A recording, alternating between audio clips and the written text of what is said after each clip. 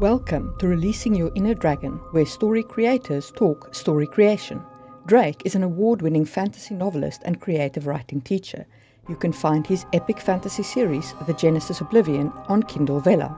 Marie runs a fantasy world-building channel called Just in Time Worlds, and her first book, The Hidden Blade, is available on Kindle Unlimited. We hope you enjoy this episode. Hello and welcome once again to Releasing Your Inner Dragon with Drake and Marie, where we talk about things that are writing. Today is going to be an interesting one, and I'm really excited about this. We're going to start kind of a new subset of Releasing Your Inner Dragon podcast. We're going to call it the writer's journey. And basically, every so often, we're going to do an episode where we talk about the journey of a writer, some things to think about it as you're going through the process of becoming a writer, of trying to learn the craft, learn the industry, and all this stuff. And the crazy thing is, it relates really well to the hero's journey. And so we're going to kind of break it up in that manner. We're going to talk about like the big mile marker, post markers for the hero's journey, and relate that to the writer's journey. Strap in and let's begin. Yeah, so today we're going to talk about the Everyman writer, the Farmboy writer, if you will, who's just getting started with writing his or her first novel and is taking their first steps on the journey and the mistakes that are commonly made by these kinds of writers. Yeah, I love how this relates because in the hero's journey, you're setting up the everyman. You're setting up the person that the reader is going to relate to, so that we actually care about them when they get sucked into the story, when they have to compete and fight and work to overcome, and then why we root for them and why we're so happy when they do finally overcome at the end. And it is one of the most vital steps of the hero's journey because, I just said this week to one of my private clients where I said, look, if you don't make me care about the narrating character first, then I don't care about all this other stuff that you're trying to shove down my throat. Because they were trying to shove, and I not going into details with the story, but they were trying to shove that this character has all these problems and all these things that they're worried about and all these things that they have to juggle in their life. And I'm like, but I don't like this character yet. So I don't care about those things. You first have to make me like that character. And so flipping that to the writer, I think that relates really well. One of the kind of advantages I've had over my career is, in the last 15 years of teaching people and taking on private clients and being a mentor to so many, hundreds of writers, is that I have this vantage point where I see that almost every single one of them starts off the same. Everyone thinks they're unique and everyone thinks that, they're this hero of their journey. But from this mentor standpoint, because I am, I'll take the mentor role, from the hero's journey. When this fledgling farm boy comes to me, they always kind of have the same problems and the same issues and the same mentalities, and it's so trope. And I'm like, but this is real life. We're not talking about a story being written.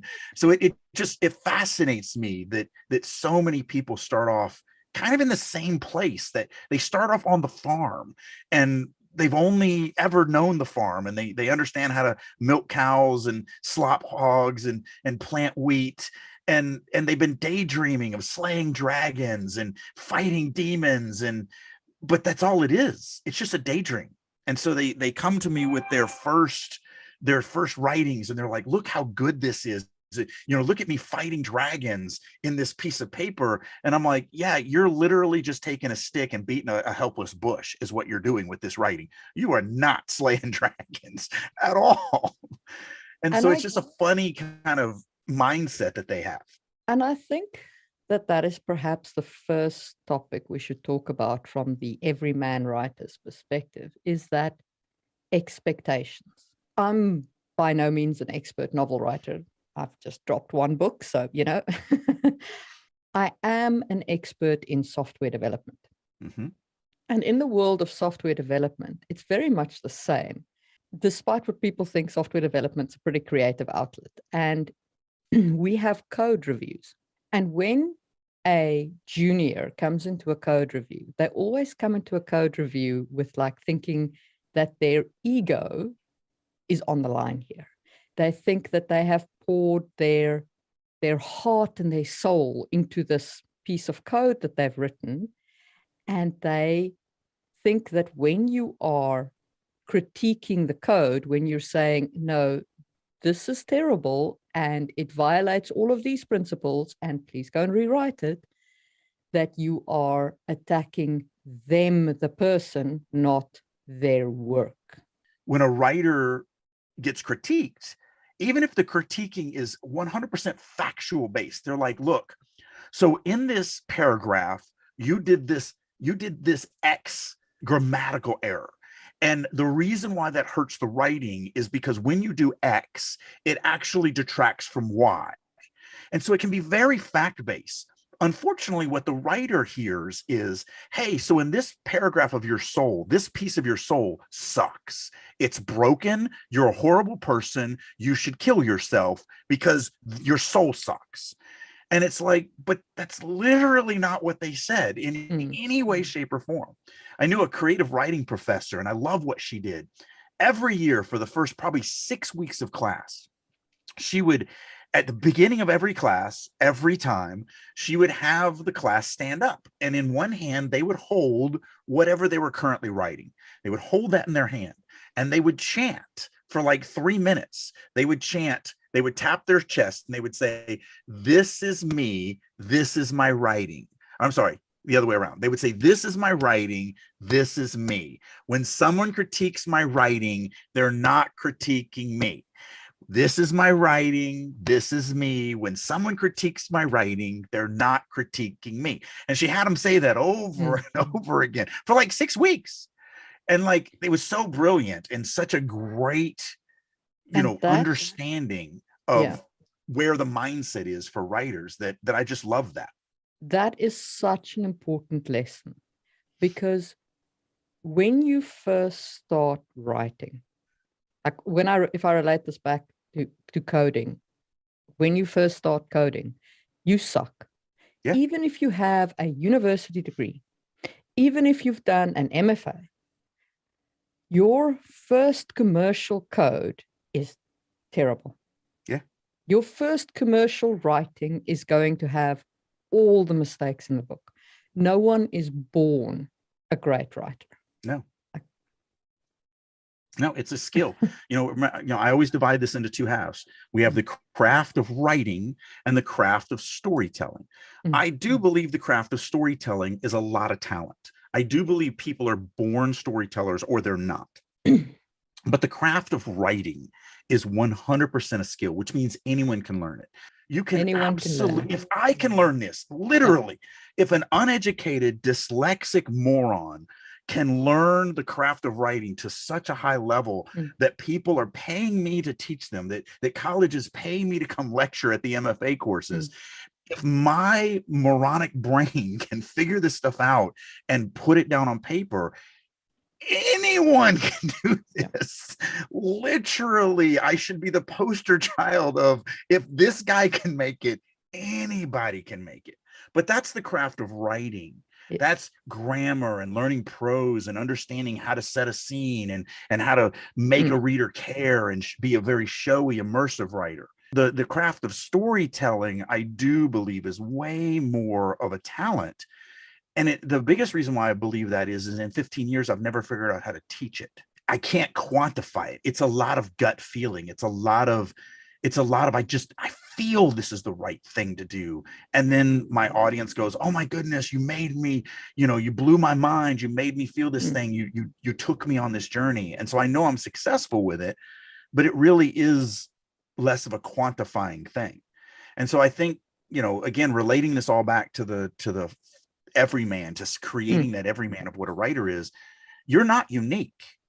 You're unfortunately like every other starting writer, and me too. Like when I started out, I'm the same exact way.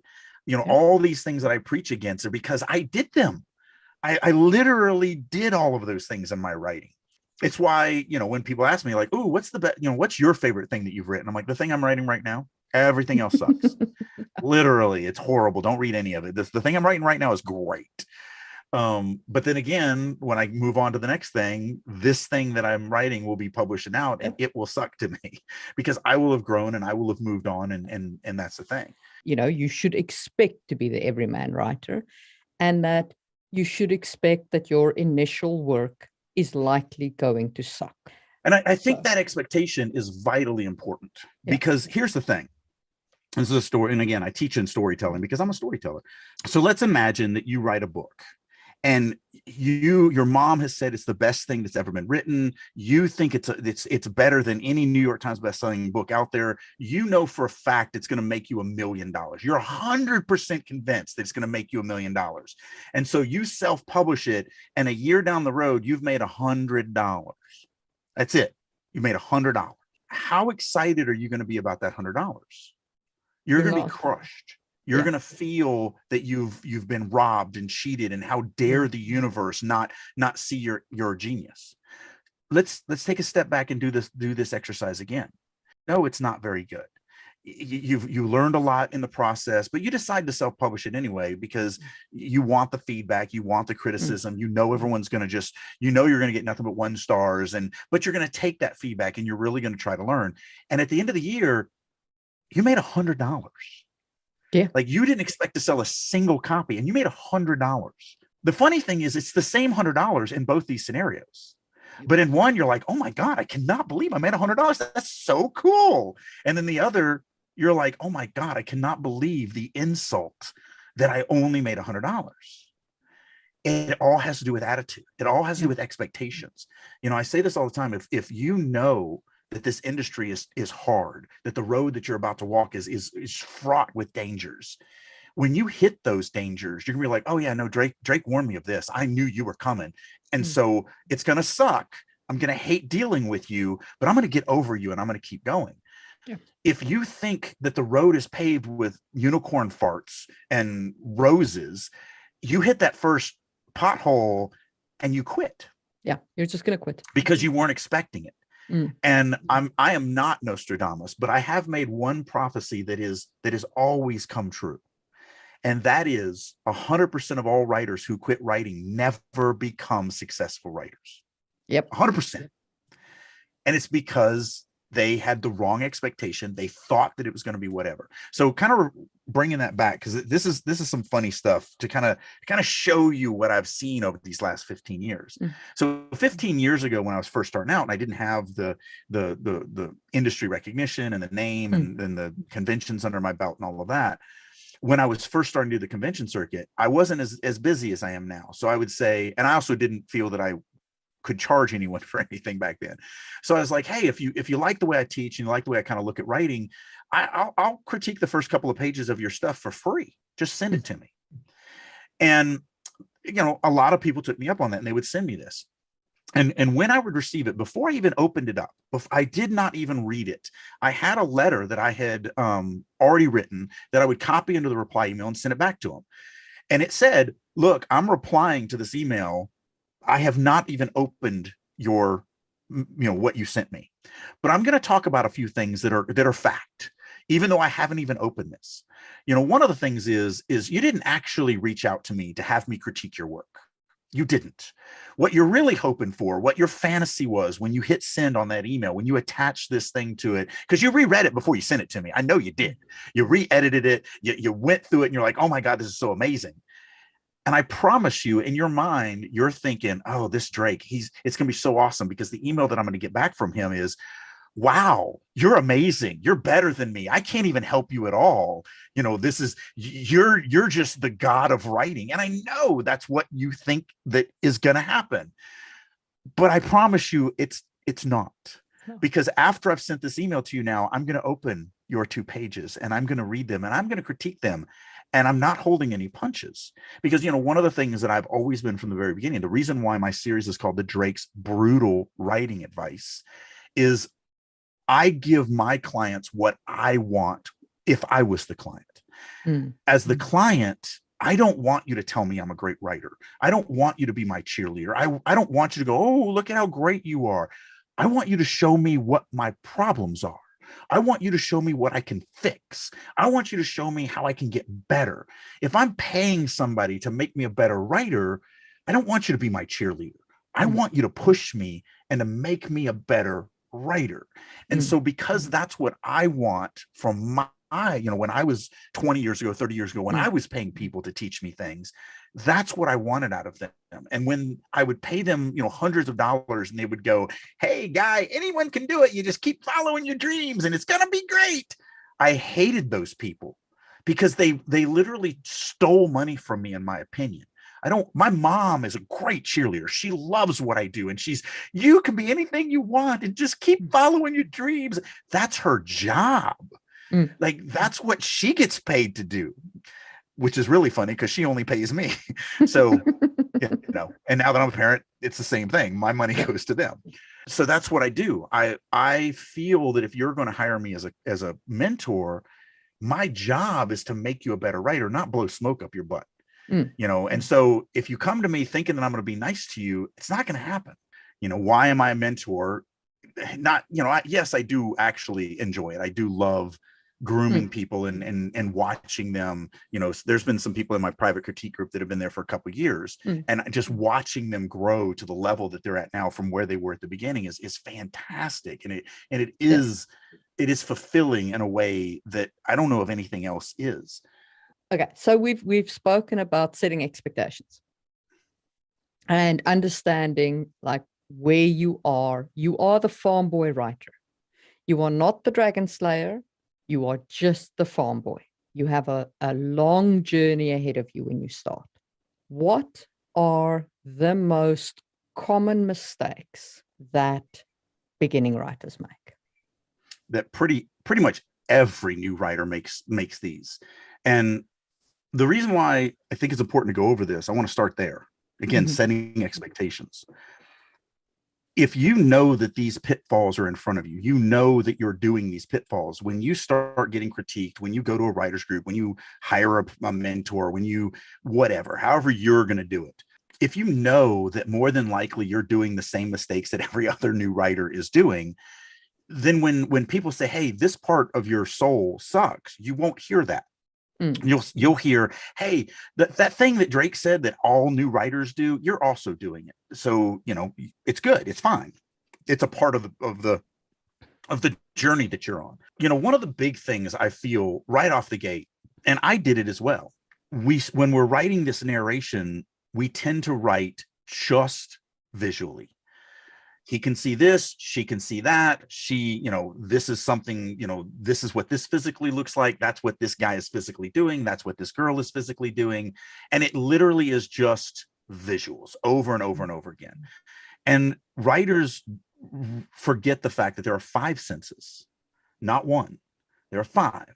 Yes, we have to describe something. And actually, I was talking about this to somebody else. And I came with this idea that I really want to see if I can do it. I want to see if I can write a novel from a POV who's blind and literally not be able to use the visual sense at all. Because you have to paint the picture. You have to describe what rooms look like and what furniture looks like and what people look like and all this stuff. It is a part of the thing. It's going to be the vast majority of what you write. Can I just say that one of my POVs in the Ducal Air in the new book, one of them's totally blind.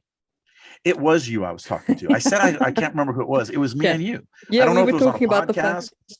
I don't know if it was on a podcast or just, because we spent a lot of time. It might just have been when we were chatting, but because I was talking about how much it had changed my writing. There aren't many chapters from her POV yet, though she will feature very heavily in the 3rd book. But writing from her perspective, like I wrote a scene today where she gets picked up because she's a 10-year-old girl, which is also challenging. Writing from a child's perspective is very challenging, just FYI, when you're not one. So she gets picked up. Which is why it's so easy for me to write from children's. I don't understand what you're saying. It's difficult. It's very easy to write from a 10-year-old perspective. So she gets picked up and moved to another room, right? Carried to another room.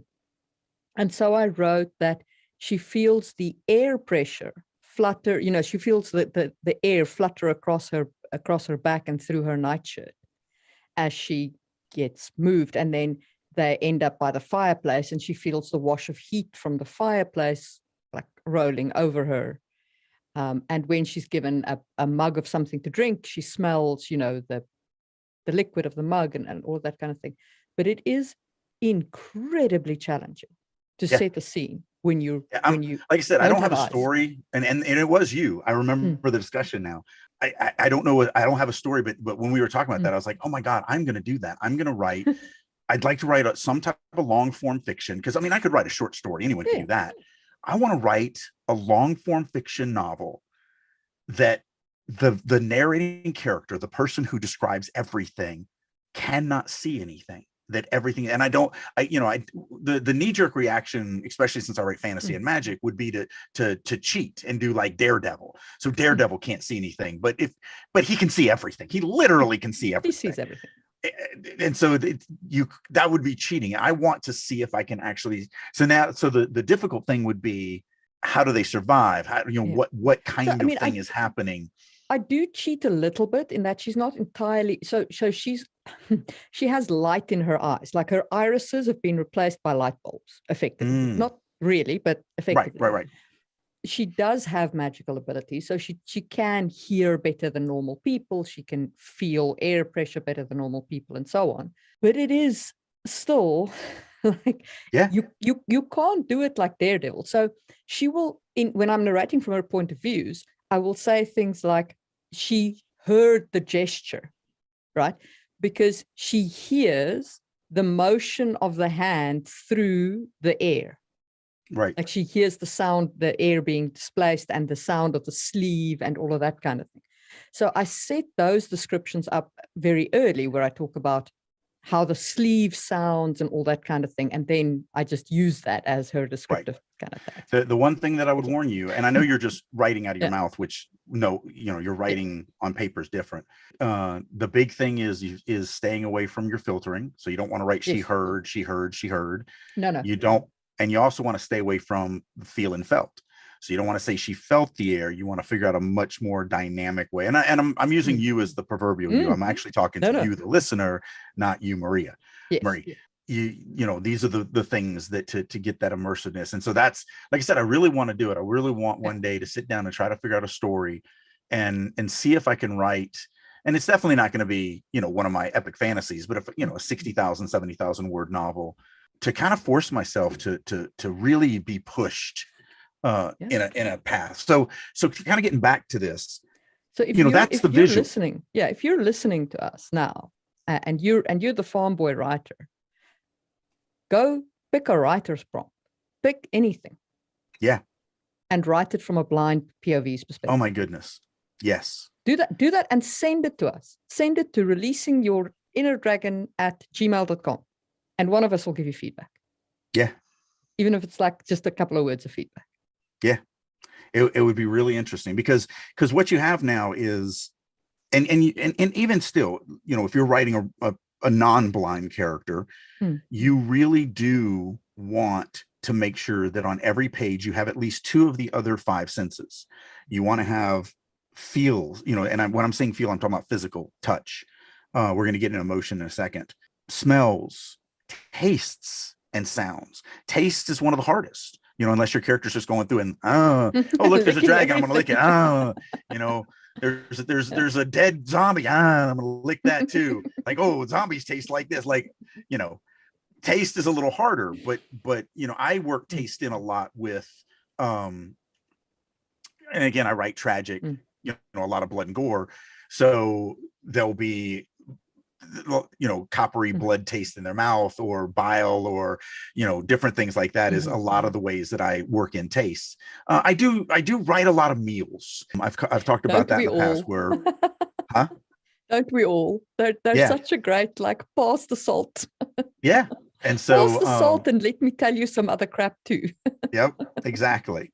So I do write a lot of meals because they are a great natural conversation moment.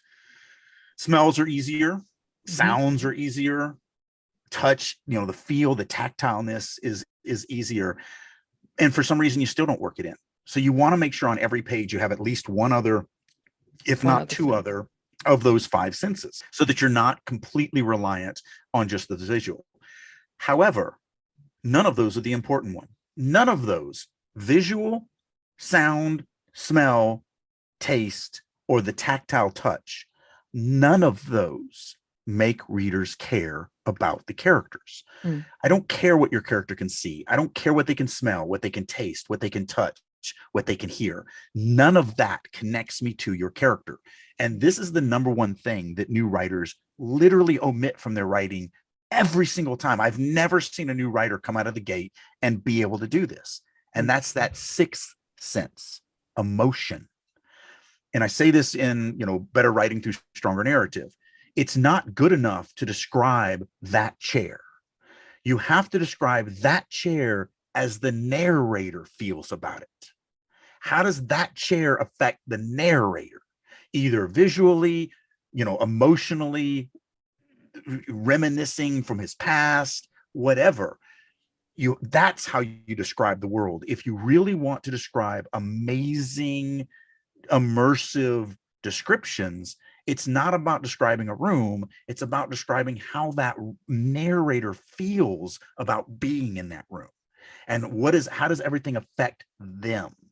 That's the big thing. And you're going to get popped on that every time. And that's the thing that takes years to develop. It takes years to develop that skill where everything is personal and everything. I mean, like last night, one of my readers wrote this scene where supposedly the narrating character is drunk in a bar and kind of gets involved in on a fight and pukes on the guy that she's trying to stop him from messing with her sister, and she's the badass, and so she's the one that could actually fight this guy, but she goes over to intervene and she just pukes on him. And then he punches her and all the stuff, and I'm like, none of this makes me feel that this girl is drunk.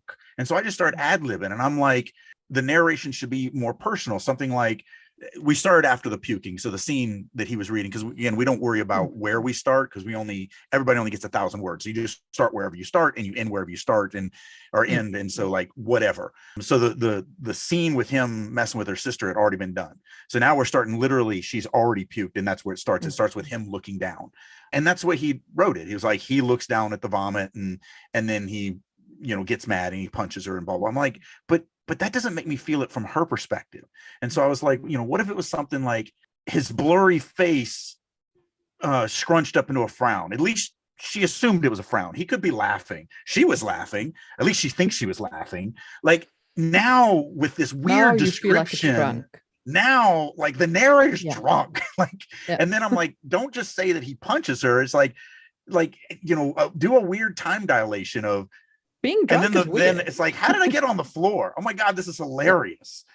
When you start writing in everything from that, because you're writing in a limited point of view. Yeah. And so it's limited. And now it's limited to a character who is so blindingly drunk that they don't even know really what's going on. And I'm like, and that's entertainment. That's a lot of drunk. and that's fun. It's fun for the reader to experience. Yep. It's fun. It moves the story. It's not good enough just to describe a drunk chick puking on a dude and then getting punched in the face. No, that's not good enough. It's about making it personal and about making me feel it and about making me experience it. And so, every new writer is going to struggle with that. Every new writer. And understanding that going in, again, it's about, oh yeah, Drake mentioned this hurdle that I'm going to have to get over. And so I know it was coming. So now I just got to climb over it. I'm not going to enjoy it. It's not going to be fun, but I'm just going to, crawl my way over this mountain that's in front of me, as opposed to, oh, I didn't even know that I was doing this wrong. Well, I suck. I quit. Writing emotion is hard. Yeah. I found it hard, and I still struggle with it. It takes time. Yeah, it also takes a comfortability to, you're really exposing yourself as a human being in your writing. And the deeper you go, the more you allow your characters to experience and feel and really, first of all, the reader's going to enjoy it so much more. But second of all, it is you're kind of disrobing in front of all your readers. And so it is this, it takes a little while to get used to it. But again, I think it's the reason that separates me from a lot of other writers, is that I do allow you to kind of come into my stories with these characters that are naked to you. You're inside of them. You have access to it all. You know all of their dirty laundry and fears and motivations and it, though that is why you care about the characters. That is what makes it. And so here's one more story. One more really kind of cool example to tie this up. And I think we can probably be done at this point. I've talked about, because I have one more I want to put in Farm Boys. Okay, all right, great.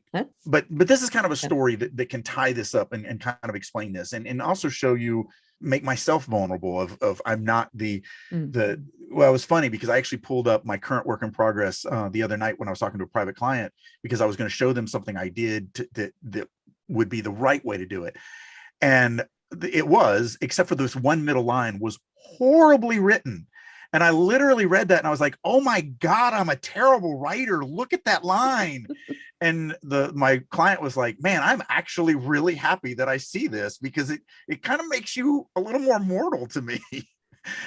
Because it could just be edited. It was just it's stream of consciousness. I screwed it up and now it already has been fixed.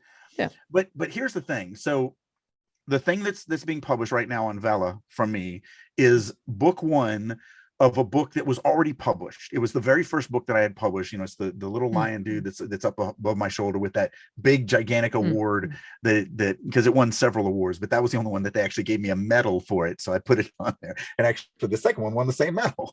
So it's the only medal I've ever gotten. So I'm kind of like, that's my trophy case. Even though, the book won awards, I went through and since it's off the market, and I'm a better writer because I wrote that I started writing it probably in 2005. It was published in 2008. And, now I'm just so much of a better writer. And I wasn't teaching back then, I'm teaching now. And so I'm a different person. And so I love the story. The third book, I wrote the first 3 books of 5. The next 2 are plotted, but the third book was never released. The first 2 were released, but the publisher went out of business and they're now off the market. And so I'm like, well, I'm going to bring it back to the market, but I'm going to rewrite it. Like I get this opportunity that very few writers actually get. And my beta readers are all Uber fans. And so one of my favorite stories is the opening chapter of the farm boy, the actual farm. There is one of the 5 characters is a farm boy. And so he starts, I use the trope and I just take it in a different direction. His opening chapter in the original version, he wakes up, he goes downstairs and has breakfast, and then he goes to work. That's literally all that happens in the chapter. In the rewrite, that's all that happens in the chapter. But I sent it, I love this feedback from her because I sent it to her and she read it and she got to the end. The character's name's Ardari, and she was like, oh my God, I got to the end chapter and I just freaking love Ardari. And then she started thinking and she's like, because Ardari's her favorite character of this series. And she's like, but I remember it took a couple chapters. I didn't like Ardari for the first couple of chapters. He grew to be my favorite character.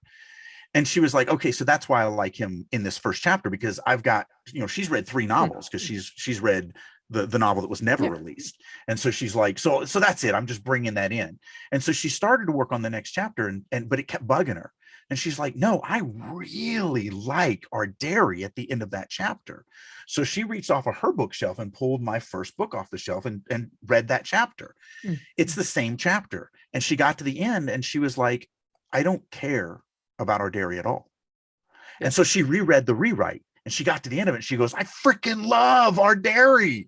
And so she reread it in the original book. And she's like, I don't care about Ardari at all. And so we're talking about it. And she's like, I don't understand. They're the same chapter. There's no difference between them. Why is it at the end of one, I don't give a crap about the character, and at the end of this other one, I freaking love this character? Nothing. She couldn't see because she's not a writer. She's a fan. So she's like, I can't see a difference. I've read both of them 3 times, and both of them, in this one, I don't care. And in this one, I love him to death. How are they different? And I'm like, almost 20 years more experience now. That's how they're different. But really, that's the lie. The reality is emotion. Yeah. 20 years ago when I wrote, or, almost 20 years ago when I wrote that chapter, for the first version, I was just like every other writer kind of at the beginning of my career, and I wasn't pouring into the emotions. It was a lot of visual. I did a little bit better with some sound and some smells and some this, and there was a little bit of emotion in it. But that's really the only difference. The Mm. only difference between those two chapters is in the rewrite, I now understand the power of bearing my soul to the reader. And so at the end of that chapter, even though it's a chapter of a kid who wakes up, goes and eats breakfast, and goes to work on the farm, nothing happens. There's no action. There's no anything. At the end of it, first of all, I ramped up the conflicts. There are conflicts of story, but it's all internal. It's a lot of teenage angst. So I now understand how to ramp that up. And then I ramped up his emotions. And so you actually are like, oh my goodness. And by the way, that chapter is free to read on Vella. It's the second chapter of the novel. So the first 3 chapters are free. You can Links literally go read it for yourself. Links in the description. The topic that I want to close out with, I think we still have time in this podcast, and I think that we'll probably do a full podcast at some point. But I think before we do, because this to me was the most eye-opening thing that I have ever encountered as a writer, and that was the concept of filtering. It changed everything about how I write. You are welcome. Thank you. It's why I call it the silent rot. Because nobody even notices it. And yet when you fix it, the crappy thing is when it is fixed, no one will notice. No one will notice when you filter, and no one will notice when you don't filter. They will just notice that it's better without it. So let's just quickly say, what is filtering for anybody out there? You are filtering the story through the narrating character. Now, don't get confused. A lot of people are like, well, wait a minute. I thought that if we're writing in a limited POV, first person or third person limited or third person free indirect discourse, we're supposed to be, the reader's supposed to be experiencing the story through the character. Yes, 100%. What filtering is different. Filtering has to do with where the camera is looking. And so what I mean by filtering is that you're having the reader look at the narrating character as they're looking at something cool, or you're looking at the narrating character while they're hearing something cool, or you're looking at the narrator while they're smelling something cool. So as an example, we could have the line, I could feel the demon's hot breath on the back of my neck. Now, that line is a strong line, and saying that to people that don't understand filtering, they go, well, what are you talking about? That's a great line. You know, it makes me, it makes me feel that thing. The problem is it's not. It actually is a crappy line because what you're looking at is you're looking at the narrator and you're watching them feel something. You're not feeling it. So instead, if we cut the filtering out, if we don't have you look at because it goes down to, you know, again, we're going to take another step back and go to 3rd grade. You have to diagram the sentence. You have to be able to look at what your subject is and what your action is. So in that sentence, I is the subject and could feel is the action. But that's not the cool part of the sentence. So instead, if we write, the demon's hot breath licked the back of my neck. Now, if we diagram the sentence, the subject is the demon's hot breath, and the action is licked. Yes. That now sends shivers down the reader's spine. Yes. That. And so, again, readers will never notice the difference between the two. They will just know that the second way makes them feel something where the first one doesn't. Yes. And so, yeah, filtering is something that every new writer does.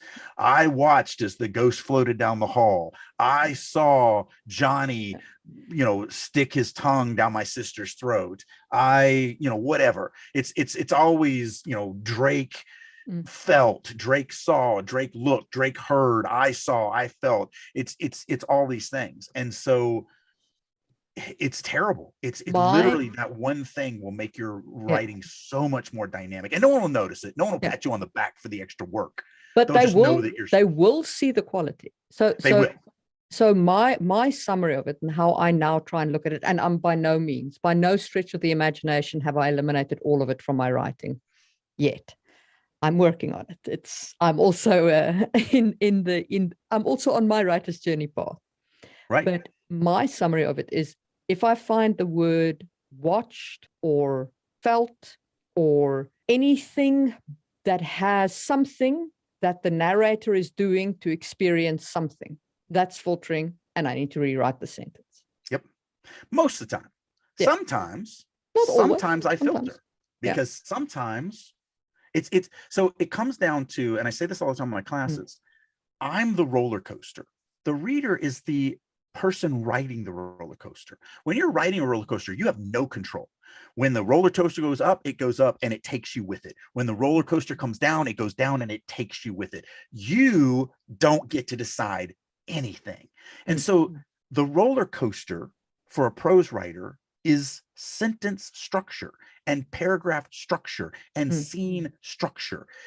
Those are the tools that I use to control my reader. If I say the demon's hot breath licked the back of my neck, what I'm doing is I'm forcing the reader to look at the demon's hot breath, to feel that it licking, and then who it's doing it to. So I'm forcing the reader's hand. And again, I'm the roller coaster. You're just a passive passenger. So sometimes you want the reader looking at the narrating character. So the example for my Show Don't Tell class is I sat stunned watching as Dylan walked away. I couldn't breathe. I couldn't think. My heart broke or something like that. Again, I'm just doing it from memory. Sure, the action is Dylan walking away, but that's not the important part. No. Dylan broke my heart and Dylan is leaving. What I want the readers to look at is me. Yes. I'm a broken man. I just got my heart broken. You look at me. You look at my suffering. You look at my pain. Yes, Dylan is walking away, and that's sad. But that's just an action that's happening that is happening. Yes. Where the roller coaster is me and my pain. And so again, you do need to filter sometimes, but if you filter, you do it on purpose. It's always on purpose by design. I want you, reader, you're looking at me now. The knife lay on the table. Drake reached over and picked it up. Those two sentences, I'm controlling the flow of information. In the first one, the knife lay on the table. I'm going, hey, reader, look at that knife. It is lying on a table. That knife is lying on a table. Look at it. And then the next sentence, I'm going, hey, reader, look at the narrator. The narrator is picking up that knife. See the narrator picking up the knife. And so it's about controlling what my readers are experiencing every moment of the story. Every sentence is important. Every word is important. Every paragraph is important. So if you are the Farmboy writer starting off and you've been whacking your bush, try and now sharpen your stick a little bit.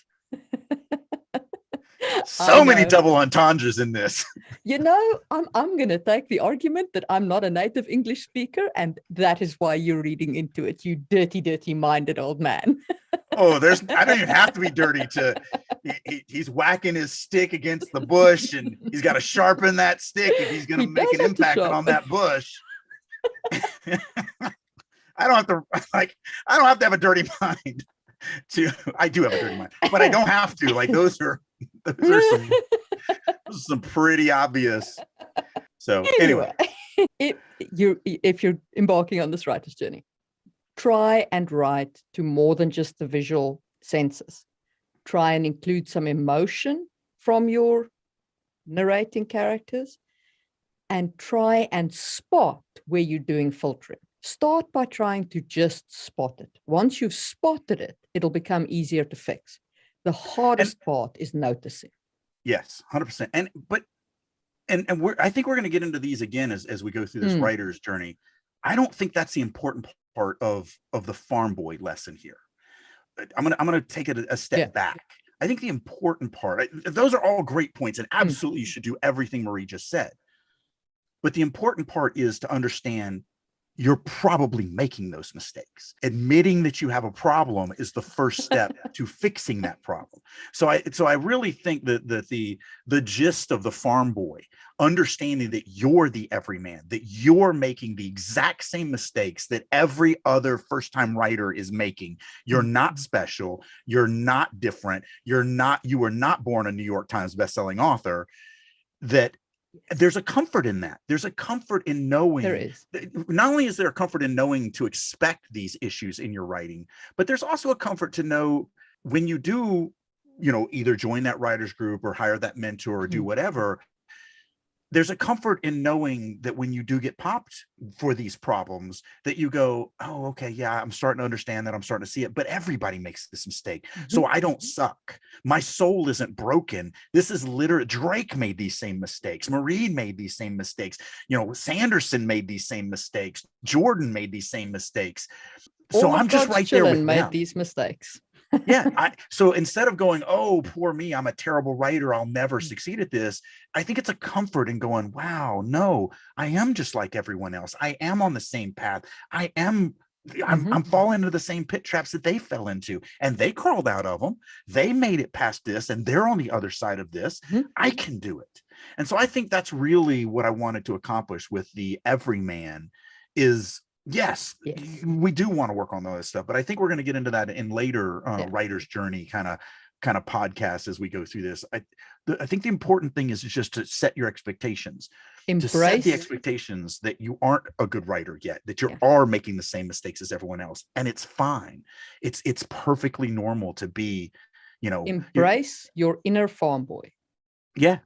And I think if you really buy into that, if you really go, oh, okay, yeah, I'm cool with that, then it's so much easier to traverse that and to get to the next step, because eventually, you'll get into the call to action, your inciting incident, and eventually that'll take you to the strange new world, and then you'll be on your path of trials where you'll grow. We grow the character through the past trials, but in the writer's journey, you're going to grow as a writer, and eventually you'll have that climactic scene that I've published my first book, I have my first fan. That's that moment where we've blown up the Death Star and we're going to stand up and cheer for you.